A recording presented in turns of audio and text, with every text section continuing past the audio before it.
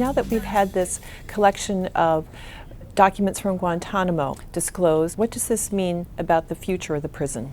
It's interesting that these documents come to light now, because it appears that this is a sort of important moment in the history of this prison, almost 10 years old now. There are now 172 people left out of about 779 who've passed through there, but it looks increasingly like these 172, or almost all of them, are likely to be there for the foreseeable future, and that Guantanamo will be at least an enduring part of the American sort of policy landscape. What are the political reasons for that? Well, Republicans and some Democrats in Congress have been adamantly opposed to bringing detainees from the prison to the U.S. mainland for trials or even for long-term detention.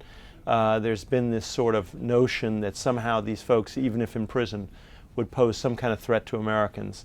So Congress has essentially tied the hands of the administration, made it very difficult for it to move people out of there. Those remaining, are they the hardest of the hardcore?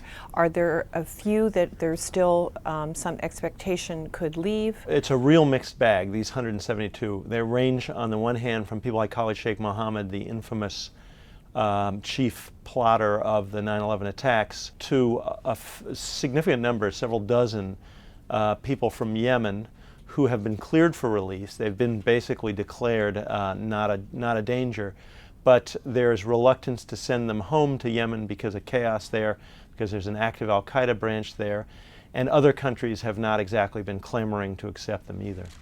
President Obama famously pledged just weeks into office that he would close the prison in Cuba. It shows how, on the one hand, Congress and the courts have made it difficult to close.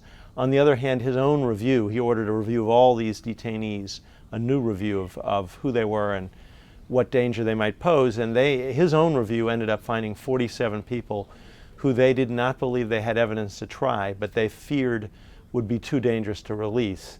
So he sort of accepted the principle that some of these people might be incarcerated basically forever. And the uproar over trying one of the 9/11 plotters must have reinforced the public discomfort with the notion of releasing some of these people even for trial in the United States. This became a kind of political football, and the notion of the 9/11 plotters coming back to New York for a trial became a symbol, and even Democrats sort of ran the other way.